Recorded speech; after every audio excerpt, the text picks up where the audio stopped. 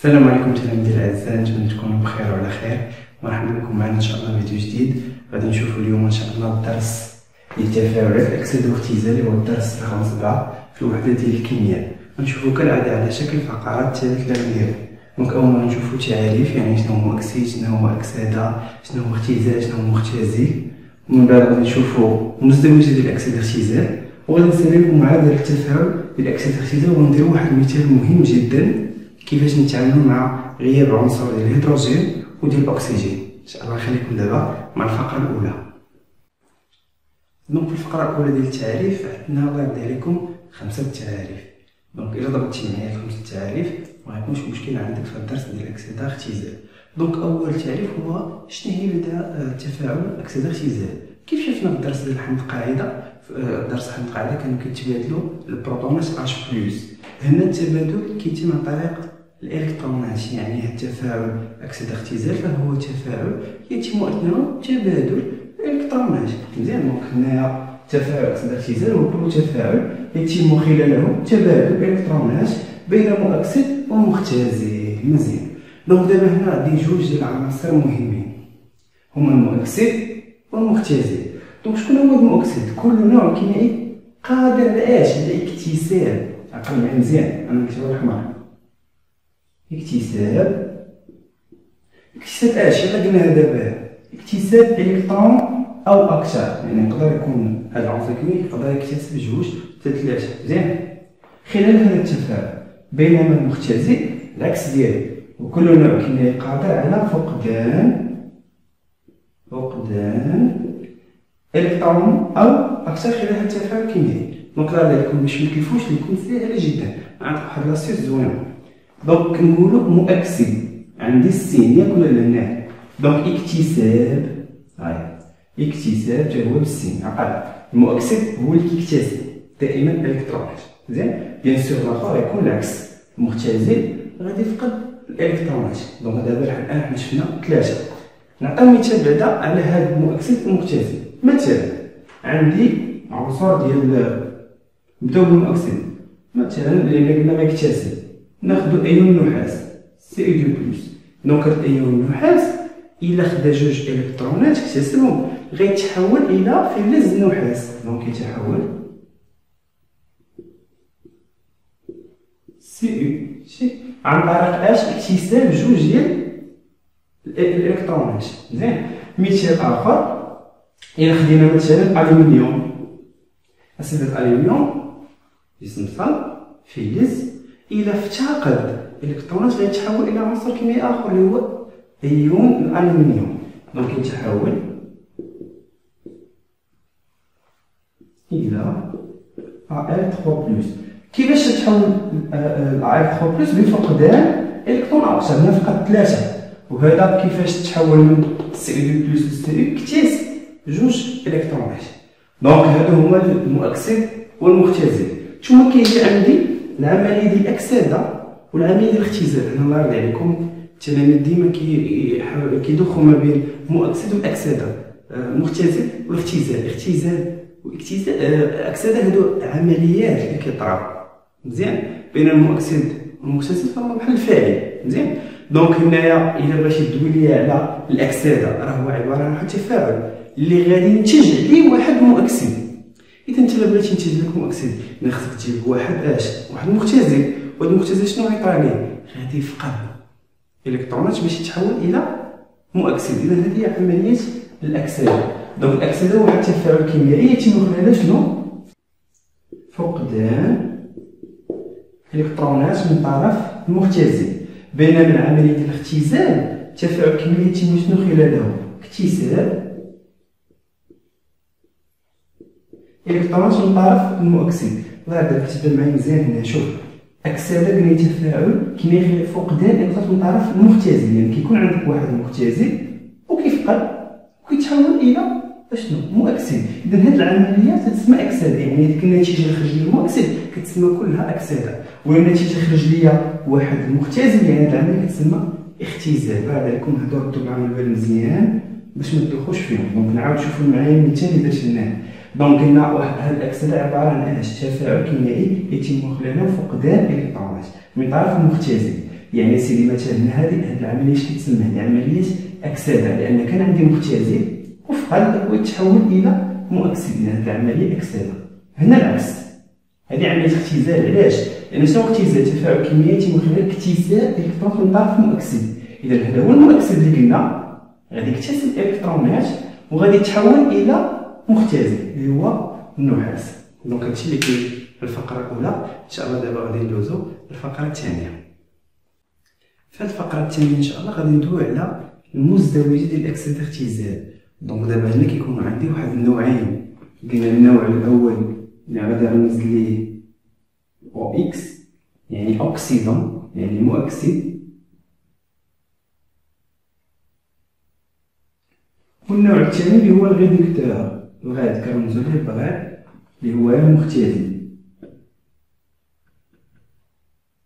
دونك هاد جوج ديال الانواع كيكونوا ليه واحد المزدوجه، زين هما مترافقان، يعني واحد ميمكنش يتبعدوا على الاخر. انا ما غندير المثال غادي نشرح لكم شي اكثر. دونك المزدوجه دائما الله يرضي عليكم دائما على اليسار كنكتبوا المؤكسد، زين مؤكسد، وهنا كنكتبوا المختزل. يعني في الرمز ديالها غادي نكتبوا اوكس ريد. شو دائما في اليسار مؤكسد، في اليمين مختزل، دائما هذه قاعده. دونك دائما المزدوجه المؤكسد المختزل كنرمزوا ليها او اكس ريد يعني اوكسيدون ريدكتور، مزيان. دونك انا غنعطي مثال كيف شفنا في الفقره الاولى، دوينا على النحاس ودوينا على الالومنيوم. دونك هنايا الا بغيتي تكتب المزدوجه كدير واحد سلاش وكتحط ليه في اليسار المؤكسد ثم المختزل. يعني بالنسبه للالومنيوم قلنا ال 3 بلس ال، وبالنسبه للنحاس يعني عندي سي يو 2 بلس وعندي سي. دونك هادو كيتسموا مزدوجتين يعني مترافقتين. ميمكنش هذا اللي هو مؤكسد ال 3 بلس غيتلاقى مع يكون عنده المختزل هو النحاس، لا. دونك دائما الالومنيوم كيبقى العنصر غير ديال الالومنيوم. دونك هادو كيتسموا ان كوبل يعني مزدوجه. دونك مؤكسد مختزل مؤكسد مختزل، زين. دونك شوف معايا هاد المؤكسدات المختزلات شنو غادي يطرا لهم؟ قلنا كيتبادلوا الالكترونات لان عمليه الاكسده اختزال. دونك هادشي كيتم وفق واحد نصف معادله. دونك انا كيفاش غادي نصايب هاد نصف المعادله اللي درت ودويت عليها في التعريف؟ قلت لكم العنصر ديال الالومنيوم كيكتسب الكترونات كيتحول الى عنصر الالومنيوم اللي في الحاله الصلبه ديالو في الليز، مزيان. دونك هنايا شوف مع المثال اللي غندير الاول. بعدا اولا غادي نشوفوا القاعده اللي كنكتبوا كيفاش كندير نصف معادله سهله جدا. ديما كنحط مؤكسد زائد ان الكترون كيعطيني الريدكتور. يعني داكشي اللي قلنا في التعريف كنديرو على شكل قاعده، زي معادله كيميائيه. اذا هنا دائما تكون هو هذا قلنا مؤكسد زائد واحد العدد من الالكترونات كيعطيني مختزل. بمعنى هذاك المؤكسد غادي يمشي يدير شنو؟ اكتساب الكترونات زائد وغيتحول الى مختزل. وهذا المختزل حتى هو ملي كيفقد الالكترونات كيتحول الى مؤكسد. دونك العمليه كتبقى تبادل وفق هاد انصاف المعادله. ضروري تصايبوا لي انصاف المعادله لان من خلالها غادي نمشيو نشوفوا المعادله الحاصله اللي من خلال هاد انصاف المعادله نقدر نصايبها، مزيان. دونك غادي نديرو المثال ديال هاد جوج ديال المزدوجات اللي عندي. دونك ناخذ المثال الاول بالنسبه لها هو المؤكسد، ها هو كنكتبوا ال 3 بلس، مزيان، و ان الكترون. دابا انا غنخلي الالكترون تنشوف شحال عندي من الكترون ناقصني، ها هو بحال الصبر. دونك شوف معايا هنايا هذا شحال عنده من ضربه واحده حتى هنا وحده. دونك غنطبقوا دوك القواعد اللي شفناهم من ثاني اعدادي ديال موازنه المعادلات. دونك عندي نفس العناصر. دونك دابا غندوز لاش؟ للشحن. دونك الشحنه ديال هذه 3 بلس، هنا صفر. دونك كفل فيها صفر وكفل فيها 3 بلس، وانا كنزيد في الناقص، كنزيد الكترونات اللي عندهم شحن سالبه. دونك انا شحال خصني نزيد ديال الناقص باش نوصل لصفر؟ دونك خصني نزيد 3 الالكترونات. مزيان، دونك 3 مع نضرب اخر مزيان 3 باش يولي 3 بلس مع 3 موان تعطينا زيرو. من حيث الشحنة كتولي المعادلة متوازنة. دونك اسيدي العنصر ديال ايون الالومنيوم اكتسب 3 الكترونات باش يتحول الى عنصر الالومنيوم. بالنسبة للمثال الثاني،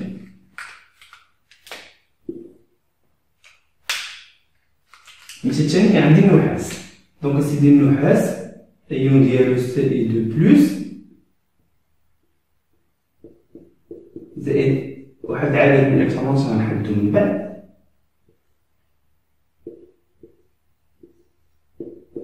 كيعطيني النحاس.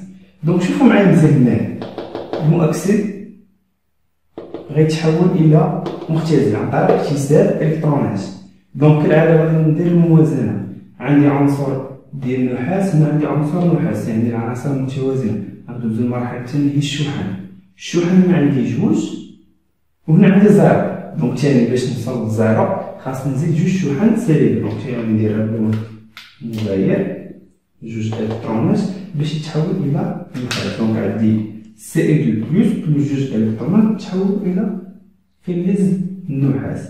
دونك هادوما كيتسميو لي انصاف المعادله، ضروري نديرو مزيان باش نقدر نخرج المعادله الحصريه اللي غادي نشوفوها في الفقره الثالثه. اذا في الفقره الاخيره غادي نشوفو دابا كيفاش غادي نصايبو معادله تفاعل اكسده اختزال. دونك باش نصايبو هاد المعادله خاصنا نتبع هاد الخطوات. اولا خاصنا نحدد المزدوجتين المتداخلتين في التفاعل، يعني المزدوجه الاولى والمزدوجه الثانيه، ثم من كل مزدوجه نخرج انصاف المعادله ديالها الاكسده والاختزال، ثم في الاخير غادي نجمع هاد الانصاف باش نصايب معادله تفاعل اكسده اختزال. دونك هادشي غادي نشوفوه في هاد القواعد اللي غنديرو دابا. دونك كما قلت خصني اولا نحدد المزدوجتين. دونك بصفه عامه غادي ندير القاعده ثم غادي نطبقوا هاد القاعده على واحد المثال اللي شفناه ديال النحاس هو الالومنيوم. دونك قلنا هنا الاوكس واحد مع الغاد واحد، وهنا اوكس جوج مع الغاد جوج، يعني المزدوجه الاولى فيها مؤكسد المختزل ديالها، المزدوجه ديالها هي المؤكسد المختزل ديالها. دونك انا غادي لكم ردوا معايا مزيان. خلال التفاعلات مع عمر التفاعليه مؤكسد مع مؤكسد، ومع عمر التفاعل مختزل مع مختزل. علاش؟ لان المؤكسد شنو باغي يدير؟ باغي يكتسب الكترونات، غادي يتلاقى مع مؤكسد اخر حتى هو باغي يكتسب الكترونات. اذا شنو غادي نديرو؟ ما غيطرحش التفاعل. نفس الشيء بالنسبه للمختزل، المختزل كيفقد الكترونات، المختزل ديال المزدوج الثاني حتى هو كيفقد الكترونات. اذا شكون غيكتسب هاد الالكترونات؟ اذا ما كيبقاش بيناتهم تفاعل كيميائي. دونك ضروري المؤكسد ديال المزدوجه الاولى كيمشي يقلب على المختزل ديال المزدوجه الثانيه وهكذا دوالي. مزيان، دونك غادي نشوفو هادشي في هاد المثال اللي قلنا. دونك هنايا غادي ندير بالحمر، هاد المؤكسد الاول غيمشي يتفاعل مع هاد المختزل، وهذا المختزل الاول كيتفاعل مع المؤكسد الثاني. دونك هذه العمليه اللي كنتسميها. دونك غادي نمشيو نديرو العمليه اللي شفنا في التعريف الاول. قلنا العمليه ديال الاكسده، عمليه الاكسده شنو كتعطيني مؤكسد. اذا خص يكون عندي مختزل، دونك ها هو الغاد واحد غيتحول الى اوكس واحد زائد ان واحد الكترون. هاد ان واحد عدد صحيح طبيعي، يعني خاص بهاد نفس معادله ديال الاكسده. مزيان، في الجهه الاخرى ديال الاختزال، قلنا هي العمليه كتخرج ليا شنو؟ مختزل. اذا خص يكون عندي مؤكسد، دونك غنديرو بلون اخر باش يبان لينا. ها هو اوكس 2 زائد ان 2 من الالكترون، يعني عدد ان 2 يقدر يكون هو نفسه ان 1 كما يقدر يكون عدد اخر. داكشي علاش في القاعده كناخدو ان 1 و ان 2 وغيعطينا شنو؟ مختزل ثاني غاد. مزيان، دونك من هنا تحطوا لي انصاف المعادله. وحنا كنعرفوا في المعادلات الله يرضي عليكم شي حاجه اللي بديهيه ضروريه هي الموازنه.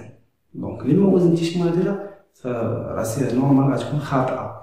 دونك هنايا خاصك توازن. اذا باش توازن غادي في العناصر اللي عندك توازن الشحن الى غير ذلك. هنا ملي غنبغي ندوز انا نصايب معادله التفاعل، معادله التفاعل ما خاصش يكون فيها الالكترونات كيف شفنا في الدرس اللي فات ديال الحمض. قاعده اننا في المعادله الحاصله والمعادله الاخيره ديال الحمض قاعده ما كنبينوش فيها البروتونات H+. كيفاش غادي نحيدو هاد البروتونات H+ كيف شفنا، وكيفاش غنحيدو الالكترونات في هذا التفاعل اكسده اختزال؟ عن طريق التخلص منهم باختزال. اذا هنا غنحاول نلقى نفس العدد اللي ما بين نصف المعادله الاولى ونصف المعادله الثانيه. مزيان.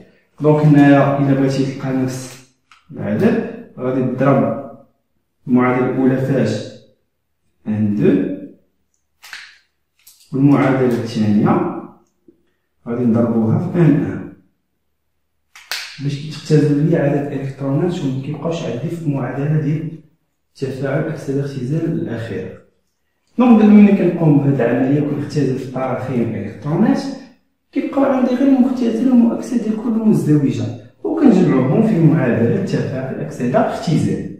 دونك نبداو، انا غنديرها بالاحمر باش تبان مزيان. دونك شوف معايا شنو عندي في السطر الاول ان 2 ريدكتور 1، يعني غادي نكتب ان 2 ونضربها فاش في الغاد وهنا باش نبقى بنفس الالوان باش يبقى بان لكم مزيان. ان 2 الريدكتور الازرق زائد شنو عندي هنا ان 1 نضربها فاش في المؤكسد الثاني هو الاخضر اوكس 2. هنا الله يرضي عليكم دائما ملي كندوزو معادله التفاعل اكسده اختزال كنحتفظوا بلسان واحد، يعني هنا ما نديرو بالصوت.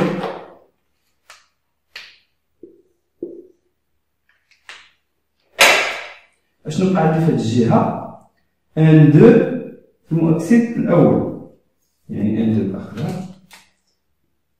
ان 2 نضربها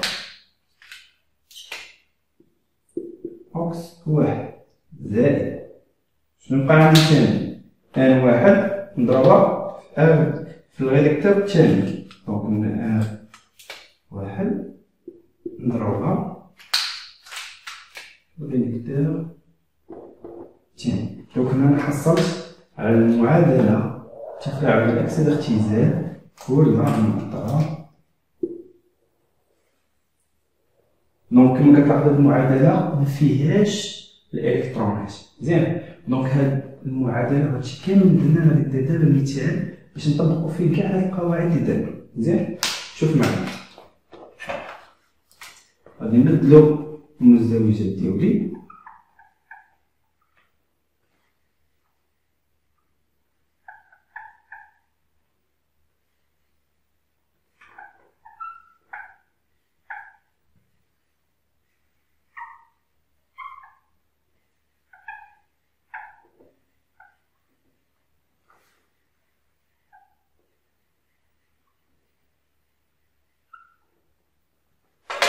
غناخدو المزدوجات اللي شفنا في الفقرة السابقة.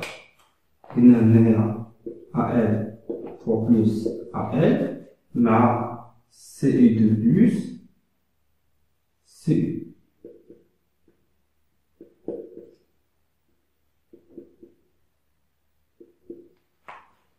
دونك غنمشيو نديرو عملية الأكسدة ديال المزدوجات الأولى. دونك شوف معايا، أنا قلت لك تفاعل هاد أيون النحاس مع اش؟ مع الالومنيوم اللي هو الفلز. دونك نظرا عليكم شكون اللي غادي تسبقوا الاول، هادشي كيبقى خاص بمعطيات التمرين كيقول تفاعل فلز الالومنيوم مع ايونات النحاس او العكس تفاعل النحاس مع ايونات الالومنيوم. دونك هو اللي كيقول تفاعل هذوك جوج عناصر اللي دوا لك الاولين هما اللي غتحطهم من الاولين، يعني هما المتفاعلين غير عطاوني النواتج. اما الا ما قالش لك عندك الحق تبدلهم بجوج لان انت اللي كتكون حر، ولكن غالب التمارين هما اللي كيعطيوكم شكون هو اللي تفاعل. دونك تفاعل فلان فلان مع فلان. دونك هنايا انا في هذا المثال دابا عندك تفاعل ايون ديال النحاس مع فلز شنو ديال الالومنيوم. دونك غيعطيوني فلز ديال النحاس مع ايونات ديال الالومنيوم. مزيان. دونك هنايا ألمنيوم تحول إلى أيون ألمنيوم Al3+ مع غنكتبو بلون آخر فقدان 3 إلكترونات. دونك هي عملية الإكسدة وقعت في الآش ألمنيوم. الألمنيوم تحول إلى أيون ألمنيوم مع فقدان 3 إلكترونات. بينما في المثال التالي أنا كان عندي نحاس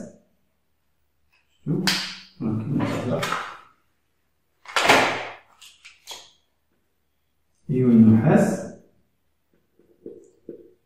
مع 2 إلكترونات وتحول إلى فلز النحاس. دونك كانت 2 شحن موجبة 2 شحن سالبة باش كيعطيني النحاس في الحالة الصغيرة ما عندوش الشحنة. مزيان. دونك هنايا غادي نطبق القاعدة ديالي كتقول لي جمع لي المؤكسد مع المختزل مع المؤكسد، ولكن مع مراعاة الإلكترونات. هنا كنلاحظوا أنا معنديش نفس عدد الإلكترونات. ديك القضية اللي قلنا ديال ان 1 و ان 2 هنا مكيتشابهوش 3 و 2. دونك باش تلقى العامل المشترك بيناتهم هو غتضربهم ببعضياتهم. دونك 2 في 3 6 و 3 في 2 6. دونك 6 هو العامل المشترك بيناتهم. دونك باش نتخلص من هاد الإلكترونات إذا الفوق غادي نضربو فيهاش في 2 والتحت غادي نضربو فيهاش في 3. دونك ملي غادي نجمع شنو قلت لكم تفاعل شنو أيون ديال النحاس مع فلز الألمنيوم. دونك من الأول خصني نحط ها هو فلز الألمنيوم مع المعامل ديالو 2 Al حالة صلبة زائد شحال من أيون ديال النحاس 3 ديال أيون النحاس. هادشي شنو عطاني 2 ديما هادشي راه كيتضرب كامل راه درت القوسين. دونك 2 من أيون ألمنيوم مع 3 ديال ذرات النحاس. دونك ديما ملي نديرو أي محاضرة كيميائية واعرض عليكم خاصني نفيريفيها يعني نتأكد منها واش مزيانة. دونك باش كنتأكدو موازنة سهلة كنشوف العناصر الكيميائية واش كاين نفس العناصر نوعا وعددا تكون كندوز للشحن. دونك غنطبقو هادشي. دونك العناصر اللي عندي نوعا هما الألمنيوم والنحاس، عددا خاصنا نشوفو واش كاينين نفس العدد. عندي 2 ديال الألمنيوم 2 ديال الألمنيوم. دونك عنصر الألمنيوم فيريفي مزيان. غادي ندوزو للعنصر ديال النحاس 3 ديال النحاس 3 ديال النحاس. إذا عنصر النحاس قال قلت لي النوع والعدد مزيان بقات ليا الشحنة. دونك غادي نمشي نشوف الشحن. دونك قالت لي هنايا 2 ديال الألمنيوم معندوش شحنة يعني 0 زائد 3 ب 2 يعني 6 شحن موجبة فيهاش في المتفاعلات كاملين. خاصني نلقى حتى في النواتج 6 الشحن الموجبة. 2 في 3 6 زائد 0 كتعطيني 6. دونك بالتالي هنا المعادلة صحيحة متوازنة وما فيها حتى شي مشكل. دابا غادي ندوزو للمثال الثاني اللي غادي نشوفو فيه كما قلت في الأول ديال الفيديو واحد 2 القواعد مهمة جدا في أكسدة الاختزال. هما اللي كيكونوا عندي المزدوجات فيهم نقص في العناصر الكيميائية. مثلا عندي هاد 2 مزدوجات كقدام مزدوجات ديال أيون برمغانات مع أيون منغنيز الثاني ثنائي الأكسجين مع الماء الأكسجين. كنلاحظوا أن هنا كاين نقص في عنصر الأكسجين وهنا كاين نقص في عنصر الهيدروجين. دونك دابا غادي نتعلمو كيفاش نوازنو حنا المعادلات اللي فيهم هاد النقص هذا بتطبيق القواعد اللي شفنا في المزدوجات ديال النصف المعادلة وباش نحصلو المعادلة الحاصلة. دونك تبان معايا. دونك هنا تا نفس الشيء غيتفاعل ليا أيونات برمغانات مع الماء الأكسجين وغيعطيهم أيون منغنيز مع ثنائي الأكسجين. دونك هنا هذا هو المؤكسد تحول إلى مختزل وهنا ثاني المؤكسد تحول إلى مختزل. دونك هنا شنو هنا غادي ناخدو المختزل اللي هو H2O2 اللي غيتحول لثنائي الأكسجين. ثنائي الأكسجين هو المؤكسد كيكون وحده عدد من الإلكترونات هما اللي غادي نوازنهم من بعد. ولكن هنا أولا غادي بعد خاصنا حتى نوازن العناصر الكيميائية عاد ندوز للشحن. دونك هنا تا هما عندي 2 ديال الهيدروجين هنا معنديش الهيدروجين. دونك هنا خاصني نزيد العنصر ديال الهيدروجين عن طريق إضافة H+. دونك أنا غادي نكتبهم لكم هنايا باش منساوهمش. دونك نقص هي عنصر الأكسجين إضافة الماء، يعني خصنا نزيدو H2O. إلا كان عندي نقص في عنصر الهيدروجين، دونك إضافة بروتونات H+. دونك هنايا ردو معايا البال، إلا لقيتي نقص في الأكسجين غادي تزيد الماء، إلا لقيتي نقص في الهيدروجين غادي تزيد البروتون H+. دونك هادشي لي بغيت نعمل. دابا الأكسجين كاين جوج مفهمش مشكل، الهيدروجين عندي هنا جوج، هنا عندي والو، دونك مشيت زدت إضافة، قلنا غنزيد اللون آخر إضافة H+. إذا شحال كاين عندي جوج، تما خصني نضيف جوج ديال H+. دونك هنا العناصر كيميائية متعادلة متوازنة، جوج مكاينش مشكل. دابا نمشيو نشوفو الشحن. مزيان، دابا هنا الشحن عندي هنايا زيرو، هنا زيرو، هنا جوج بلوس. دونك شحال خصني نزيد ديال الإلكترونات لي جايبينها، شحال غنزيد ديال السالب باش يتوازن ليا المعادلة ديالي. دونك غادي نمشيو نزيدو جوج ديال الإلكترونات، جوج إلكترونات سالبين مع جوج بروتونات موجبين عشان الحياد. دونك هاهي نصف المعادلة الأولى مضغوطة. غادي ندوزو للمعادلة الثانية. المعادلة الثانية ديال الاختزال غنمشي نشوفو فيها المزدوجات الأولى ديالي. مزيان، دونك عندي ان و 4 موان، والطرف الآخر نحط فيه ان 2 بلس. دونك غادي مؤكسد غيكون وحدة إلكترونات هاهما، باقي معرفتش شحال غنزيد من الإلكترون. مزيان، باقي معرفتش أنا الإلكترون الشحن قلنا هما آخر حاجة غادي نديروها. دونك خصنا نولي نبدا عناصر كيميائية. دونك المنغنيز ها هو كاين ان. مزيان، الأكسجين كاين هنا شحال؟ 4 هنا والو، زيرو في النواتج. دونك غنمشي للقاعدة ديالي، نقص في عنصر هنا عنصر الأكسجين خصني نزيد الماء. إذا هنا يجب إضافة الماء. شحال غنزيد من الجزيئات ديال الماء؟ على حسب عدد العناصر ديال الأكسجين. دونك هنا عندي 4 ديال الأكسجين، دونك غادي نزيد 4 H2O. شوف، دونك ملي زدت 4 H2O أوتوماتيكمون راني وازنت الأكسجين، 4 أكسجين ها. ولكن شنو ولا عندي؟ ولات عندي 8 ديال الذرات ديال الهيدروجين. دونك هاد النواتج فيهم 8 ذرات ديال الهيدروجين، والمتفاعلات ما فيهمش الهيدروجين. دونك هنايا طحت في الحالة الثانية. إلا كان عندك نقص في الهيدروجين خصك تضيف H+. دونك هنا عندي نقص في الهيدروجين، ها هو كاين 8 وهنا ما كاينينش. دونك غادي نمشي نزيد 8 ديال H+. مزيان، دابا شوفو معايا الأعداد. ان كاين واحد، 4 ديال الأكسجين، 4 في 1 4 ديال الأكسجين، 8 ديال الهيدروجين، 8 ديال الهيدروجين.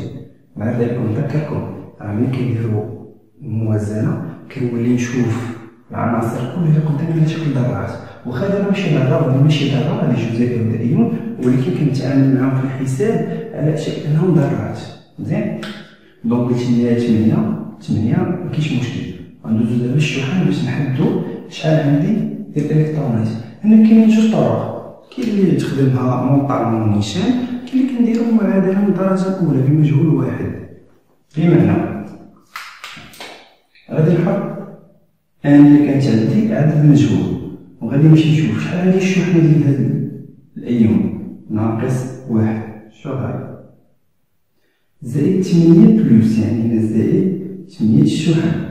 مزيان، زائد ناقص، عندنا إلكترون ناقص ان العدد من الإلكترونات ما عرفوش الأسهم كنبدلوهم تساوي، يعني كنرجعو لأن أصلا المعادلة الكيميائية عبارة عن متساوية. دونك هنايا شحال عندي في النواتج؟ جوج شحن موجبة زائد جوج، والماء ما عندوش شحنة لأنه جزيئة محايدة ما عندهاش، دونك صفر. وبالتالي كنعتمد على رقم ان. دونك هنا ناقص 1 زائد 8 هي عندي 7، نديها الطرف الآخر تولي ناقص 7. دونك ناقص 7 زائد جوج تعطيني 5. إذا ناقص مع ناقص حتى هي غادي تمشي وتبقى لي ان كتساوي 5. دونك شوف معايا هاي نمشيو للزربة. هنا قلنا ناقص زائد 7 ناقص ان تساوي جوج، يعني سيدي ان هاي ناقص ان نخليها، ندير الطرف الآخر جوج ناقص 7، يعني ان تساوي 5. وبالتالي غنمشيو نعوض هنايا هاديك ان نعوضها بخمسة. دونك هادشي نحيدو، مكنديروش في الوسائل ديالي، منديروش في الأنصاف المعادلة في الامتحانات وفي التمارين ديالنا، ونعاود الحساب ديالي. دونك لاحظو معايا عندي ناقص زائد 8، يعني بقات عندي ناقص 7 باردون زائد 7 زائد 5، يعني شابط ليا شحال؟ زائد 2. دونك هنايا عندي الشحنة زائد 2، هنا صفر زائد 2، دونك هنا المعادلة ولات متوازنة. دونك دابا أنا ساليت الأنصاف المعادلة، دابا غندوزو للمرحلة الثانية اللي خاصني نخرج المعادلة ديال اتفاق الأكسدة اختزال. دونك شنو بغيت نقول في القاعدة؟ هنا عندي جوج إلكترونات وهنا عندي 5، ماشي نفس العدد، إذا غنضرب هنايا في 5 ونضرب هنايا في 2. دونك تبقى معايا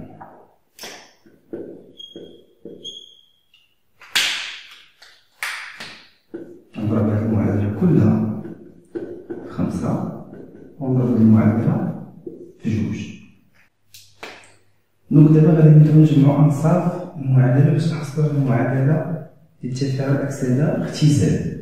دونك كما كتلاحظو معايا عندي هنايا 5، دونك 5 ديال اش 2 او 2 زائد 2 ديال ام ان او 4 موان زائد 2 8 ديال 16 اش بلس. نمشي نشوف الطرف الآخر اللي هو ديال النواتج، غادي نلقى 5 بجوج زائد 5 جوج ديال 10 اش بلس زائد 2 ام ان 2 بلس زائد 2 في 4 اللي هي 8 اش 2. دابا ملي كما كتلاحظو معايا عندي عنصر ديال الهيدروجين اش بلس نعاود في الطرفين، هكا كنعرفو في المعادلات الكيميائية كان عندي واحد العنصر في المتفاعلات وفي النواتج اللي كيحقق الشرط ديال التفاعل الكيميائي، دونك نقدر نختزل. دونك غادي نطيرو هاد 10 اش بلس وهنا غنخلي غير 6، دونك غنعرف نكتب هادي مزيان. قلنا هنايا عندي 2 ام ان 2 بلس بلس 8 ديال اش 2.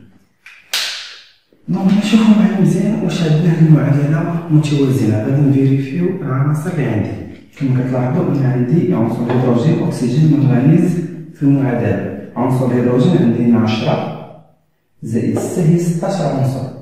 نشوفو الجهة الأخرى عندي هنا والو هنا 8 بجوج يعني 16 عنصر ديال الهيدروجين.